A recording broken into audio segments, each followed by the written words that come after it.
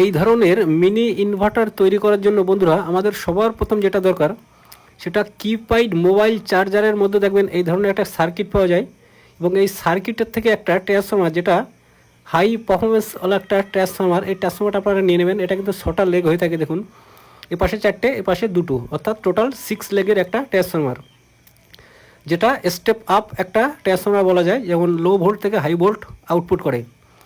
এবং তারপরে যেটা লাগবে আমাদের একটা অনকে রেজিস্ট্যান্স নিয়ে নেব এবং এই রেজিস্ট্যান্সটা আমরা লাগাবো এই ট্রান্সফর্মারের 1 নম্বর লেগে এবং 6 নম্বর লেগে।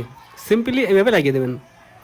এটার ব্যাকআপও অনেকক্ষণ পেয়ে যাবেন আপনারা, যেটা 9 ওয়াটের এলইডি বাল্ব জ্বালালে আপনার 3.7 ভোল্ট ব্যাটারি দিয়ে মিনিমাম আপনি 3 ঘন্টা ব্যাকআপ পেয়ে যাবেন।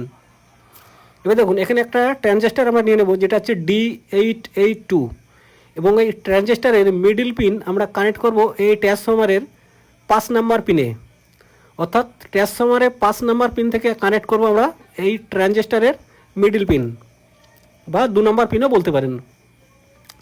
এবার আসুন একটা সিম্পল একটা জাম্পার আমরা এখানে ব্যবহার করব, যেটা এই ট্রান্সফর্মারের 2 নম্বর পিন থেকে আরেক মাথা কানেক্ট করব এই ট্রানজিস্টারের 3 নম্বর পিনে, দেখুন এইভাবে, বা ডান সাইডের পিনেও বলতে পারেন। এইভাবে কানেক্ট করে দেবেন, একেবারে সহজ। আপনারা আশা করি ট্রাই করবেন, ট্রাই করে দেখবেন, খুব সুন্দর একটা ব্রাইটনেস আপনারা পেয়ে যাবেন। 9 ওয়াটের যদি এলইডি আপনারা জ্বালান প্রচণ্ড ব্রাইটনেস বা লং টাইম ব্যাকআপও পেয়ে যাবেন, যেটা টোটালি ওয়ার্কিং হবে আমাদের 3.7 ভোল্ট ব্যাটারি থেকে।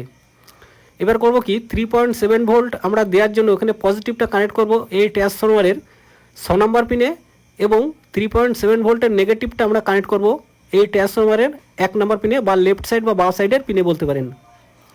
এবার আসুন এখানে একটা নিয়েছি আমরা 9 ওয়াটের একটা এলইডি, এটা কিন্তু এসিডিসি বাল্ব না, দেখুন ভালো করে আপনাদের একটু দেখাচ্ছি, এটা কিন্তু এসিডিসি বাল্ব না, এটা ডাইরেক্ট এসি বাল্ব। তা এখানে আমরা করব কি এই বাল্বের কানেকশনটা কোথায় করব, এখানে আপনারা চাইলে একটা হোল্ডারও কিন্তু ব্যবহার করতে পারেন, কারণ এখানে হোল্ডার আমরা ব্যবহার করিনি বা হোল্ডার দেখাইনি, সিম্পলি আমরা বাল্বের উপরে 2টো তার এখানে যুক্ত করে নিয়েছি।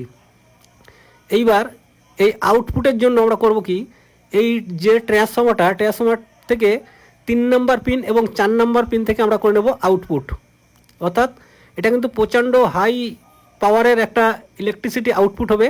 তা দয়া করে আপনারা হাত দিয়ে এখানে ট্রাই করবেন না, কারণ আপনার শকও লাগতে পারে। তা সিম্পলি আপনারা সেফটিতে কাজ করবেন, কোনো সমস্যা হবে না, আপনারা ইজিলিভাবে তৈরি করতে পারবেন 3.7 ভোল্ট থেকে 220 ভোল্ট একটা এসি ইনভার্টার।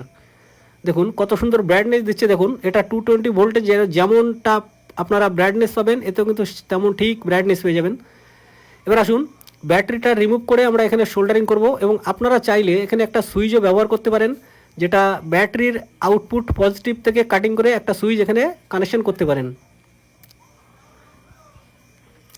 এবার বন্ধুরা এই টাইপের যে ব্যাটারিগুলো আপনারা কানেকশন করবেন, ব্যাটারি চার্জ করার জন্য যে কোনো টাইপ সি মোবাইল 5 ভোল্টের চার্জার দিয়ে চার্জ করে নিতে পারেন এবং একটা টিপি 4056 মডুল লাগিয়ে আপনারা ব্যাটারিটা চার্জ করে নিতে পারবেন। দেখুন বন্ধুরা একেবারে সিম্পল কানেকশান, এইটুকু কানেকশন করলে কিন্তু আপনারা একটা মিনি ইনভার্টার তৈরি করতে পারবেন, যেটা অপারেটিং হবে 3.7 ভোল্ট ব্যাটারি থেকে 220 ভোল্ট আউটপুট। এবার দেখুন যখনই ব্যাটারিটা এখানে বসাবেন বা কানেকশন দেবেন তখনই দেখবেন আপনার এলইডিটা ফ্ল্যাশ হচ্ছে, দেখুন প্রচণ্ড আলো বা প্রচণ্ড লং টাইম আপনি ব্যাকআপ পেয়ে যাবেন, কোনো রকম কোনো সমস্যার কোনো কারণ নেই। তা ভিডিওটি আমাদের এই পেজ থেকে সবার প্রথম যারা দেখছো বন্ধুরা তাদের কাছে একটা অনুরোধ রাখবো, ভিডিওটি ভালো লাগলে অবশ্যই পেজটি ফলো করতে ভুলবে না এবং সুন্দর একটা কমেন্ট করতেও ভুলবে না, এবং আপনাদের যদি কোনো কিছু জানতে ইচ্ছা হয় অবশ্যই ভিডিও নিচে একটি কমেন্ট করবেন। Thank you all.